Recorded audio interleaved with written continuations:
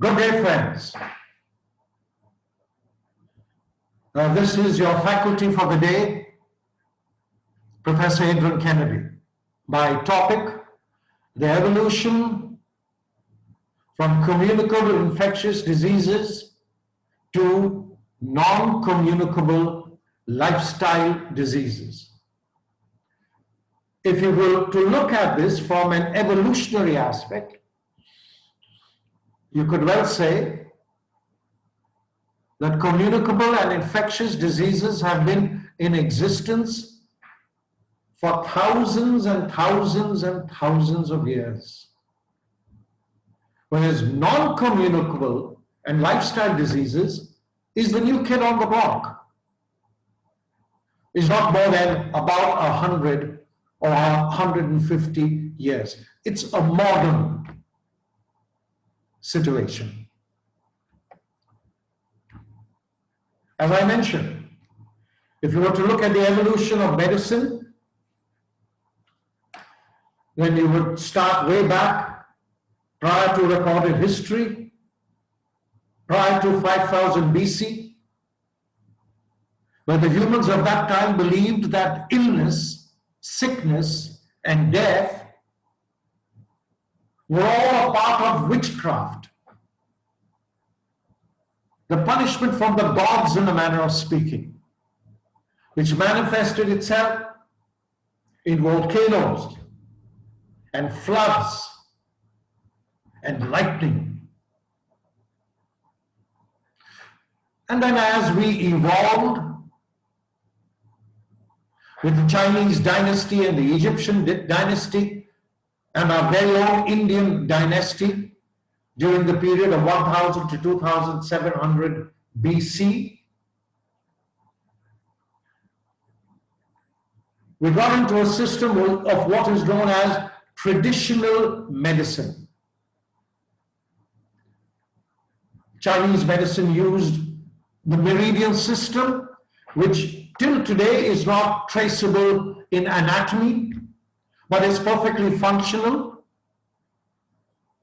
Egyptians used medicines made from herbs and soil. And our own Indian system of Ayurveda and yoga utilized the chakras, which again are not physically noticeable in anatomy, but seems to function well in traditional medicine.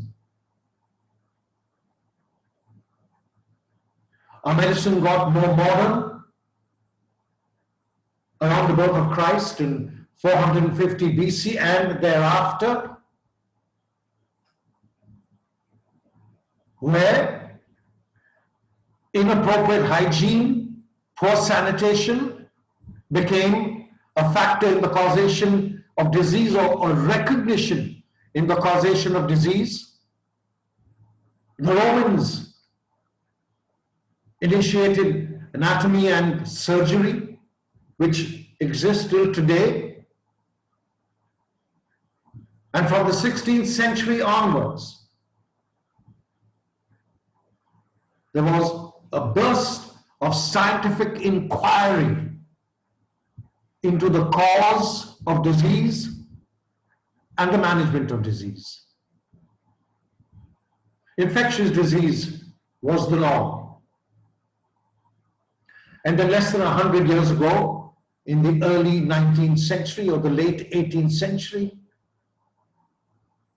probably more relevantly in the early 19th century, after we had found cures to infectious disease, a new manifestation of disease occurred, which was not communicable and infectious. It was self-inflicting.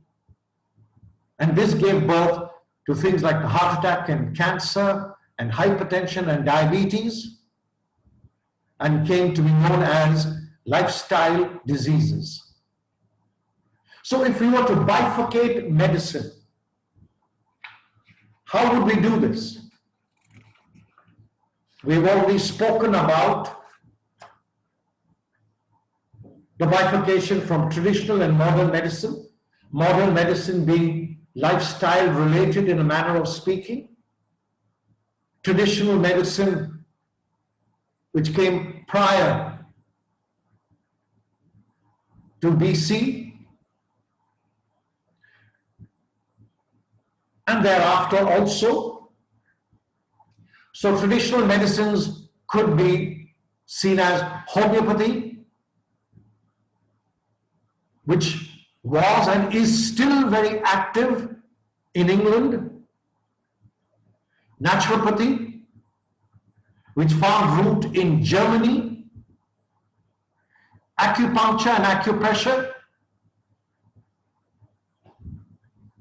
which was created out of the Orient and China, and yoga and Ayurveda, which came out of India. These were the traditional medicines, pre-modern medicines.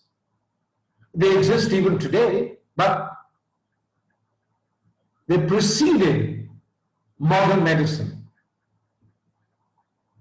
Modern medicine, which emanated out of the Roman philosophy, is broadly covered in 3 or 4 main branches. You have surgery, you have medicine, you have pathology or diagnostics, and you have radiology, and perhaps a few more. Now, if you concentrate on modern medicine and leave traditional medicine aside as another subject, and you look at modern medicine, when we could broadly divide this into 2 parts, the individual and curative medicine and population and preventive medicine. Now, the individual and curative medicine would take root from the various body systems. So you have cardiology, which takes care of the heart and circulation, neurology, which takes care of the brain, gynecology, the female reproductive system, orthopedics, the joints, gastroenterology, the digestive tract, oncology, the causation and treatment of cancer, endocrinology, diabetes, and so on the one hand. And then if you look at population and preventive medicine, individual and curative medicine deals with the individual person, whereas population and preventive medicine, or population medicine per se, deals with the community or society at large. And over there you have community medicine, you have occupational health, which is the medicine used in industry. And then you have public health, which is the systems used by the government to manage large populations. And then let us move away from individual and curative medicine and concentrate on population and preventive medicine, which could then be divided into 2 components, 2 major components, which is our topic of discussion today. One is, how does population medicine manage infectious diseases? And how has population medicine evolved to manage non-communicable and lifestyle diseases? We'll take each of these as 2 separate subjects. First, let us talk from an evolutionary perspective of infectious disease. Communicable means it can be passed from one person or one entity to another. Infection more or less means the same thing. And then some of those diseases include, commonly known, the flu, malaria, cholera, leprosy, and HIV/AIDS.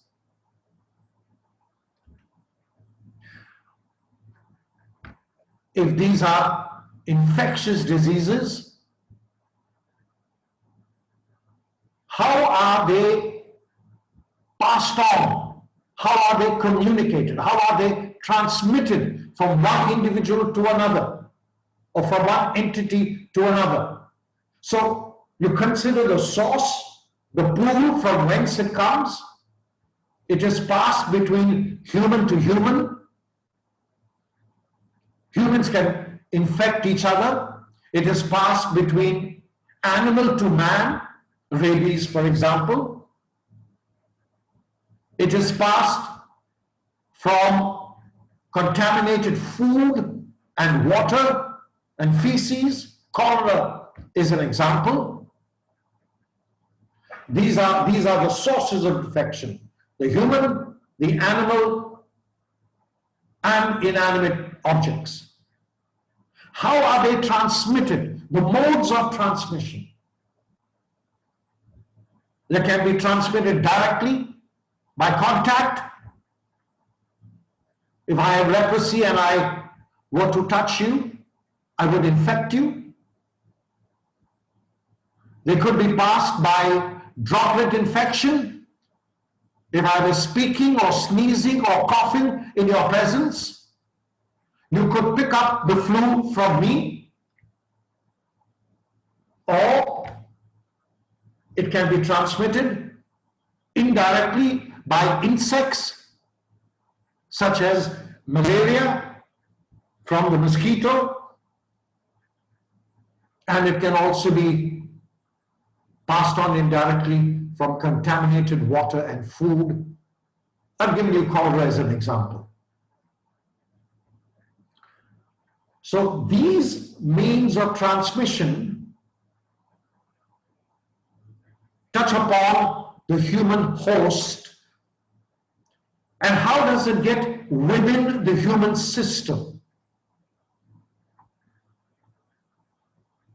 It can get in through the respiratory route. It could enter the human body through the digestive tract, or through a cut and abrasion directly through the blood. Or it can infect the skin and thereafter enter the human body.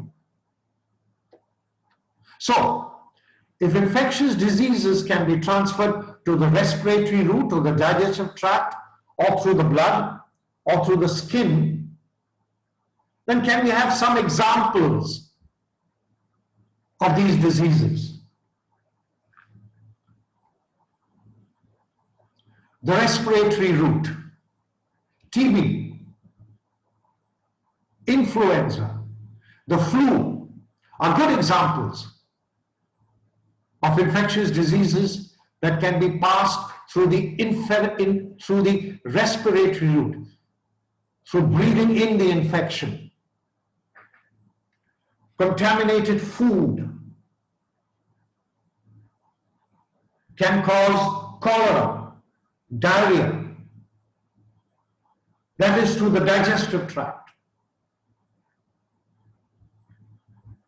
Through insects or arthropods, malaria and the mosquito.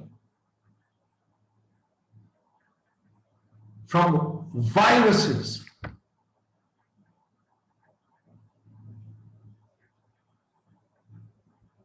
Ebola, SARS, COVID, and of course surface infection, sexually transmitted diseases, gonorrhea, syphilis, HIV, and AIDS can be passed on by abrasions on the skin. So infectious diseases can enter the human body through different routes as mentioned. Now these microbes or these bacteria or fungus or viruses, we were not aware of its existence in the causation of disease until the 18th century, when eminent scientists and medical researchers such as Louis Pasteur and Robert Koch discovered these viruses or discovered these microbes. And during the period 1800 to about early 19th century, we discovered all or most of the infectious diseases, the microbes that cause them.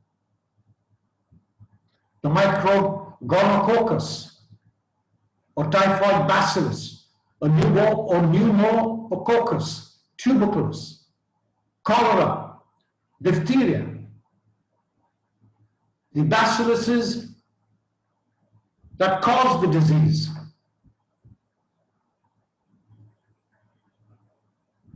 The causation of gonorrhea was discovered by gonococcus, typhoid, by the typhoid bacillus, pneumonia by the pneumococcus, TB, the tubercle bacillus, cholera, and diphtheria, and so on.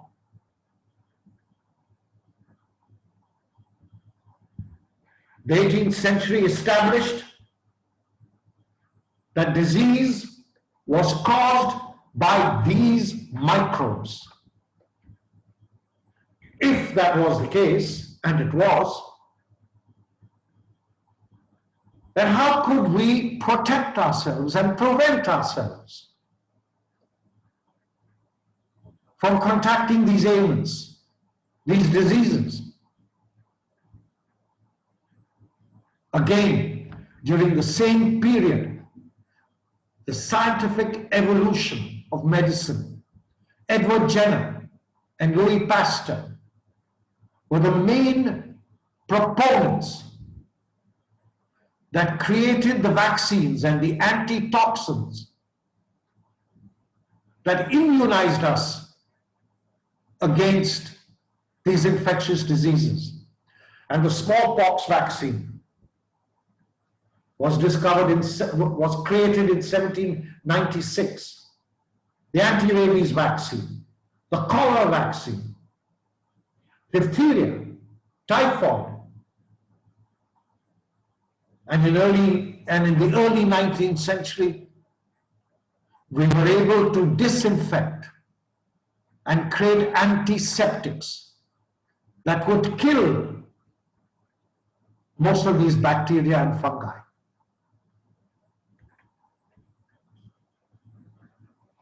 So immunization was one method that we could have used.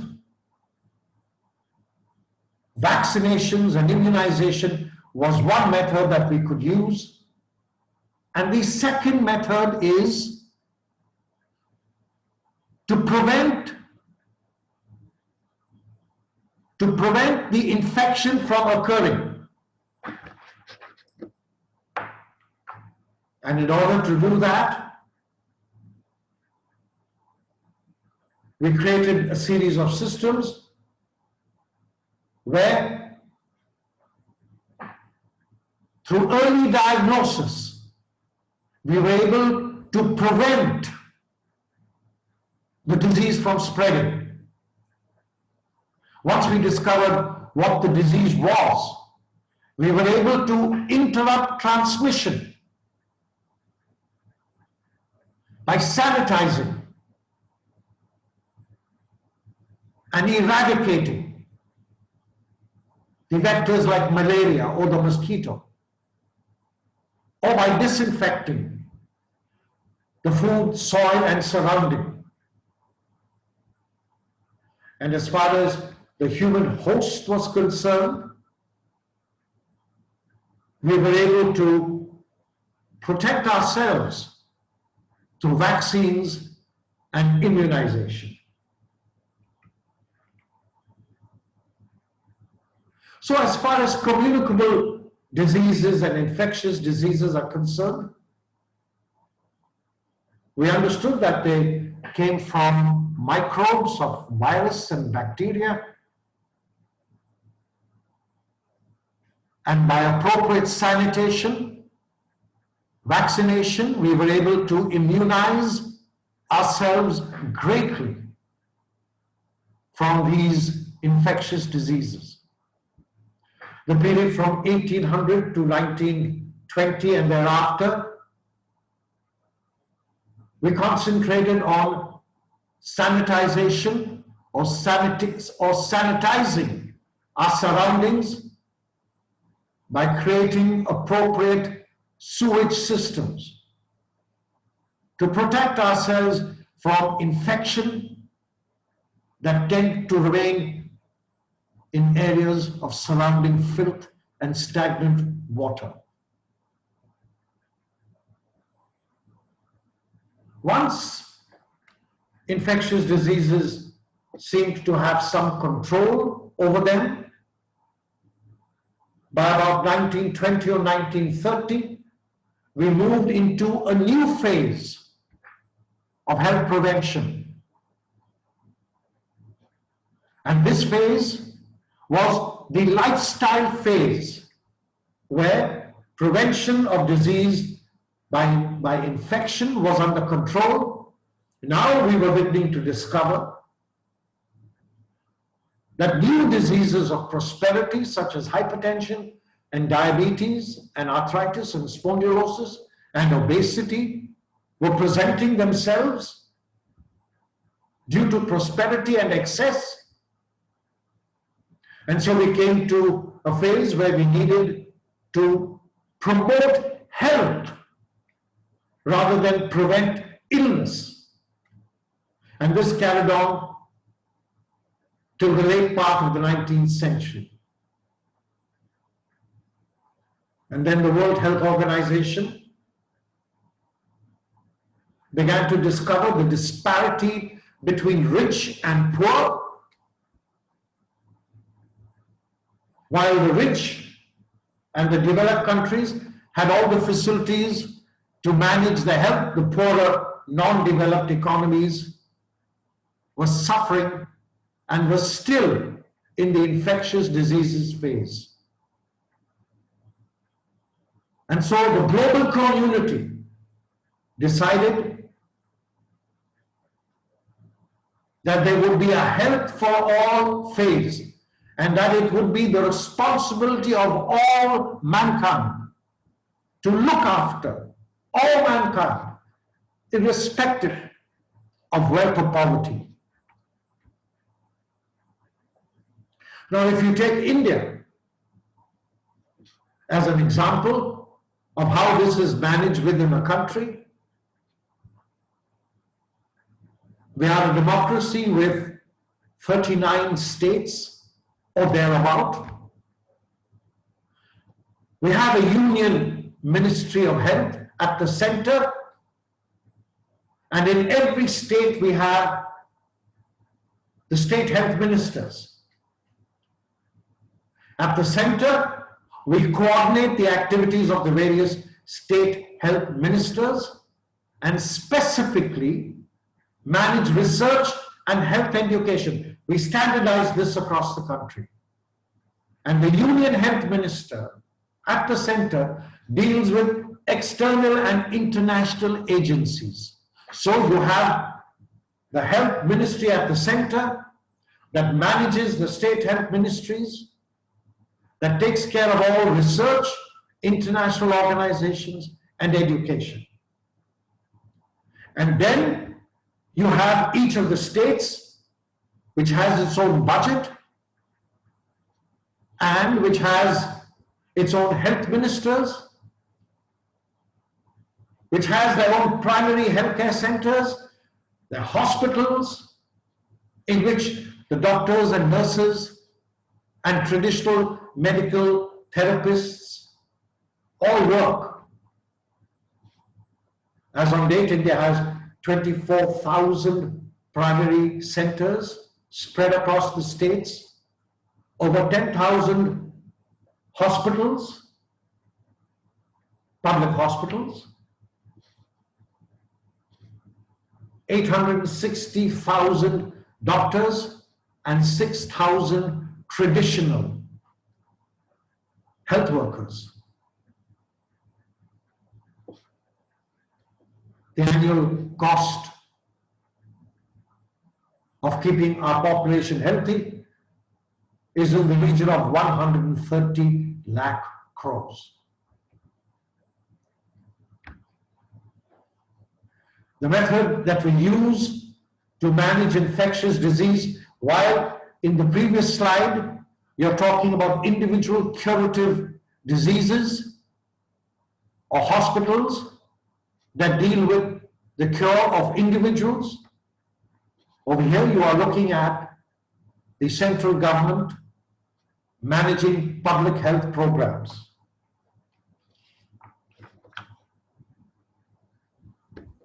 These are 5-year programs, and each program is aimed at 10% of the population of approximately 100 million lives each year. And these programs continue for 5 to 10 or more years, till such time as the disease is eradicated or under control.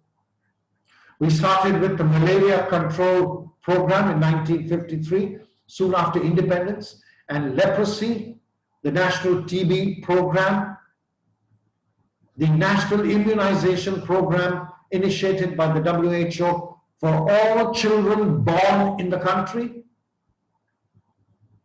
We then moved to water and sanitation. In 1985, we set up NACO, the National AIDS Control Organization.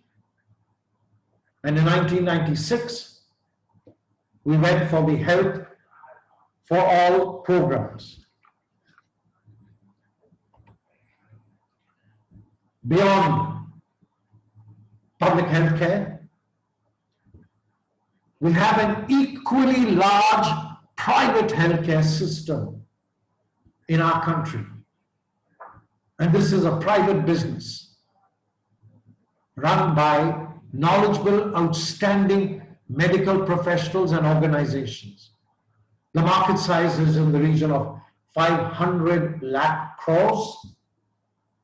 We have 50,000 hospitals, big and small. The big hospitals are 1,000 beds, and the small hospitals go down to 50 beds. We have 500,000 clinics and pharmacies and diagnostic centers, and in addition, our villages are connected by telemedicine. We are connected internationally by healthcare BPOs. Our country's traditional medicine of yoga, Ayurveda, is an international destination for foreigners who would like to use these systems. And we have initiated health insurance, which as on date has not covered more than 5 or 10% of the population. And there is ample scope for growth in this area. Some of the major healthcare providers in the private space are the Apollo Hospitals, which has about 50 hospitals, some fully owned and some managed. A larger bed space exists with Fortis, equally large, if not bigger. And then you have Max Healthcare, Manipal Hospital, Continental Hospitals, and so on and so forth. So you have two parallel systems working in India. The public healthcare, which is resident mainly in the villages for the poorer sections, paid for by the government, and then the private hospitals which exist in the larger cities and towns, which is covered by insurance and paid for by the individual. Now that would give you some idea of infectious disease. Now let's move to non-communicable lifestyle diseases. So we have moved from early history right up to the 19th century, and around 1950, the cause of disease changed from infectious diseases caused by microbes and germs which infected humans and caused diseases such as smallpox and cholera and plague and HIV, for which we had immunization and drugs and medication. And then around that time, the 1950s, we discovered through modernization and through prosperity, through abundant food and travel, a new type of disease manifested itself. The way we live impacted our lives. A high-fat diet, a stress, which caused diseases, modern diseases, arthritis, spondylosis, heart attacks. And what were the cause of these modern diseases? The cause was a family history, meaning that if you live with the same sedentary, prosperous way of your family, you will very likely pick up the same diseases. A high-fat diet, overabundant food, low levels of activity, automation, high levels of stress, the global marketplace, habits such as smoking and alcohol, and even a polluted environment. This replaced microbes and germs in the causation of disease. And from infectious disease, we moved to chronic lifestyle diseases. If these diseases could be named, you could talk about the coronary heart disease, hypertension, diabetes, obesity, cancer, injury, accident, arthritis, spondylosis. All of these were chronic lifestyle diseases, diseases that reduced your physical capacity to function efficiently.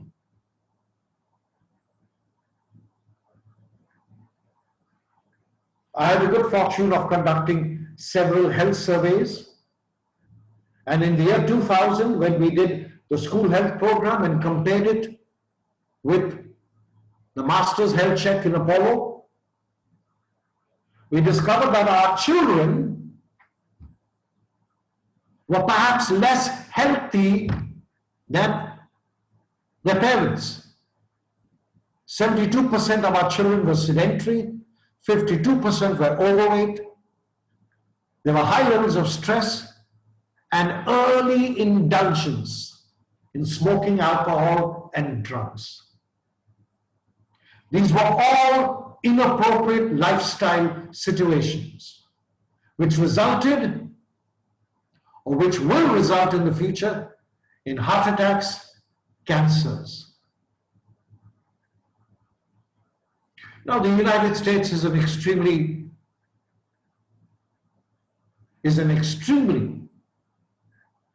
forward-moving modern economy with cars and planes and several other modern devices that make life luxurious. Whereas in India, we still have our villages. But our villages have also been infiltrated with scooters and motorcycles and TV. And therefore, even the poor in our country, who at one time were farmers and physically active, became sedentary and were infected, for want of a better word, with lifestyle diseases. And if you look at the United States and India, you would probably find no difference in the lifestyle health status. And so the world began to work on wellness, on how to get well, how to promote health. Vaccination and immunization was a thing of the past. It was not the major cause of disease today. Today, obesity, cardiac illness, hypertension were the major cause, and so we began to work on lifestyle change. In the United States, the leaders of this change were the American Heart Association and the Sports Medicine Association of the United States, which gave us the guidelines for exercise around the world. In Australia, I had the occasion to study the healthy school programs and supporting senior programs and other programs. In Singapore, we have the school health program and the workplace health program with which I was closely associated.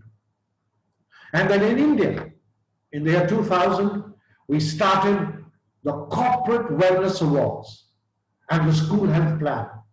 The government health schemes were already continuing. Coming back to India, as far as working on wellness was concerned,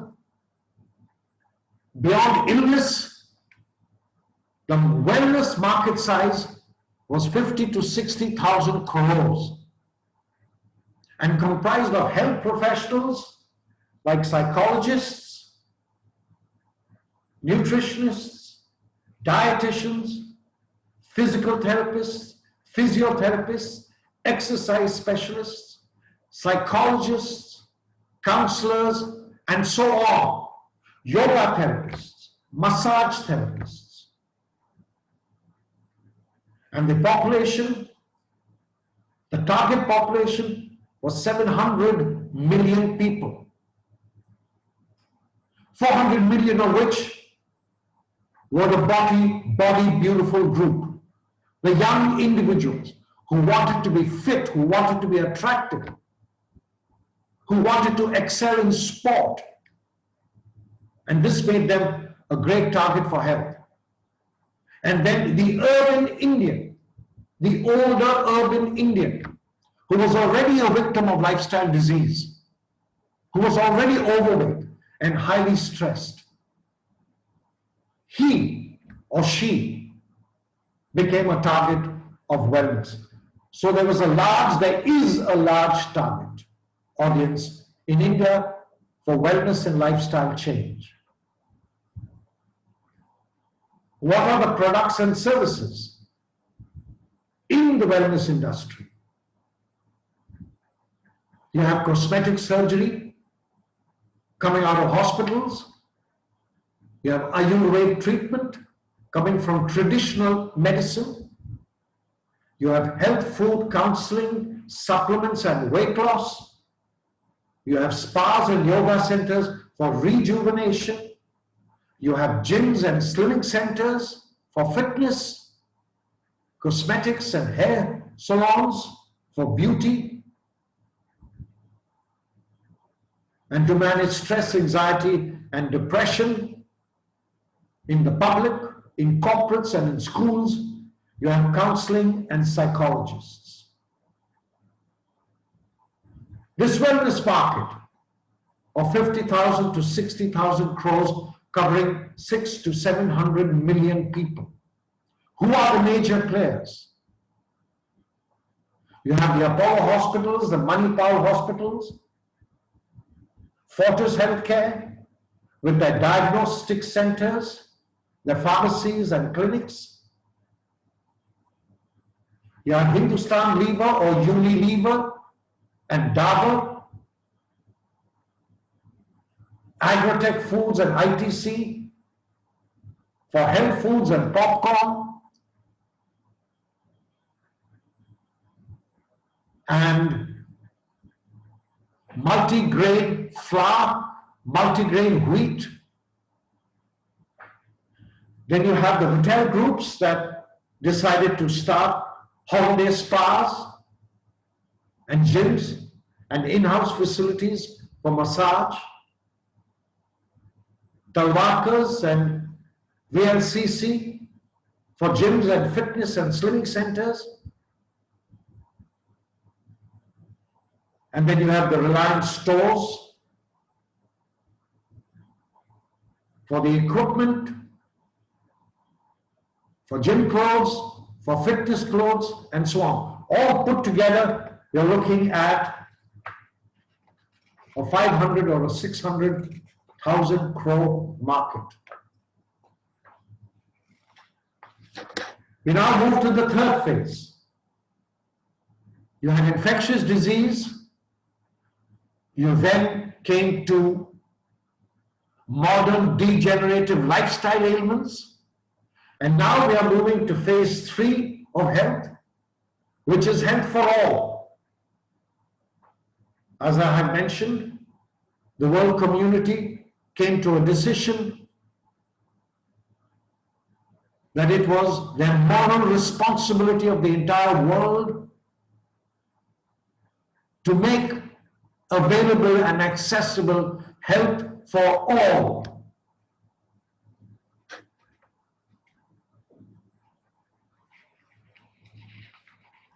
The World Health Organization, which championed this cause, defined the dimensions of health.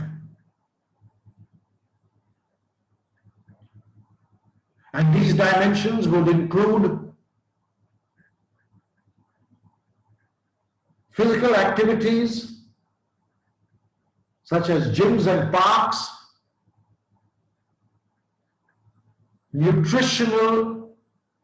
healthy nutritional foods to prevent obesity. Other dimensions would include the mental, spiritual, and emotional dimensions to manage stress, anxiety, depression, and suicide. Health education would be made available at schools, and health vocations would be made available in the community such that the number of health professionals, psychologists, nutritionists, exercise specialists would be equal to, if not more, than illness professionals of doctors and nurses. And those industries that are a health risk, such as mining and several other industries, petroleum, they would have occupational health services and occupational health guidelines to keep the workforce healthy. The environmental aspect would include global warming, the carbon footprint,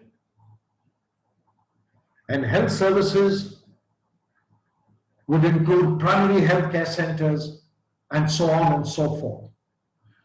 So the health for all component included all these aspects: the environmental aspect, the healthcare aspect of primary healthcare centers, occupational health facilities, health education in schools, vocational training for health professionals, mental health and well-being to manage stress, anxiety, and depression, and gyms and fitness centers, and nutritional counseling, and nutritional supplements, and nutritional labeling to manage food and prevent obesity. But the responsibility for health would not only remain with the global community, or not only remain with the country or the government or the corporate. It would be necessary for each of us to take responsibility for our own health. As far as the self is concerned, we must manage our diet, we must sleep 8 hours, we must do some exercise. As far as the community is concerned, there should be abundant parks and community centers. As far as the state and government are concerned, there should be sufficient hospitals and primary centers. And the international organization's responsibility, which included the WHO, the CDC, and the Ministries of Health, would manage and coordinate all these health facilities. And the WHO created new means of evaluating health. Not just health, but well-being. That is optimal health.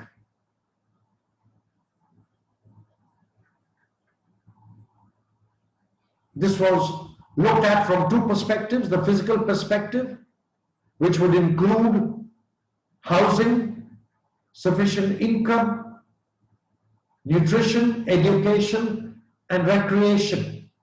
The physical aspects of life. And in the subsequent year, 1976, the quality of life standards were created to evaluate subjective aspects beyond the physical aspects. Subjective aspects such as happiness, satisfaction, self-esteem, and gratification. And today, most countries anywhere in the world have what is known as a happiness ministry.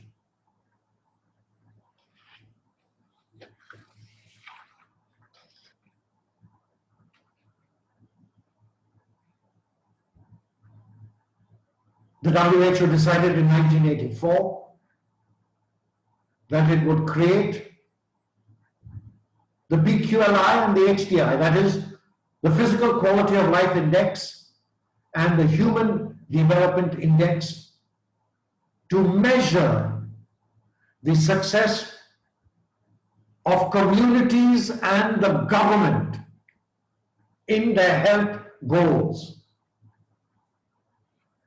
While the WHO had earlier set goals for the individual and the community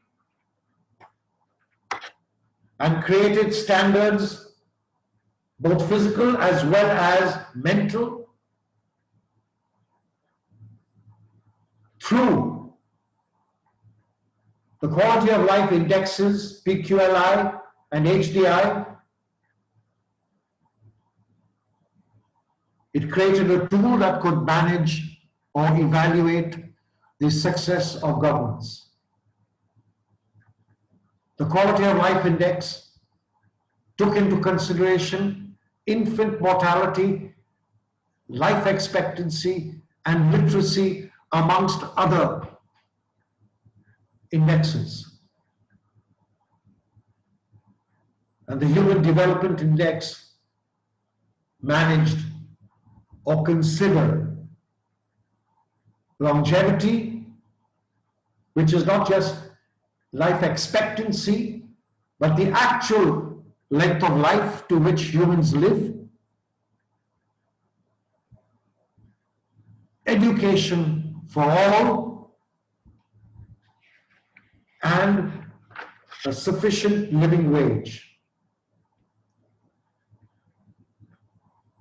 So while in 1980, the World Health Organization aspired for health by all by 2000, it achieved this in many ways by making available or by ensuring that governments around the world made available health education to its populations, made available midday meals for school children, made available safe drinking water for all humans. Special attention was paid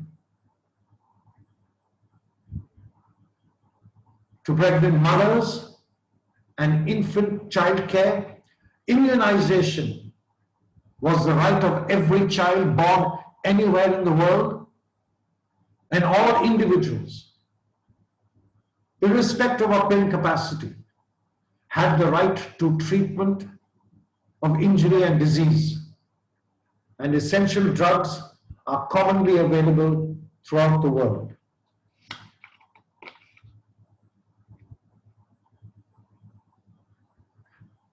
With that, friends, we come to the end of my talk on the evolution of health from early history right up to today. We saw three aspects that stood out: infectious diseases, its cause and control. This existed for thousands of years. In the late 18th century, we had the scientific revolution that discovered microbes and organisms that cause disease, and also created vaccines and immunization to eradicate these diseases. Once that was done, in the early 19th century, we entered upon a new spectrum of disease. Diseases of prosperity and obesity, diseases of abundant lifestyle that resulted in heart attacks, cancer, obesity. And then, as a third phase, we are now in a situation where we are reaching health to all communities around the world.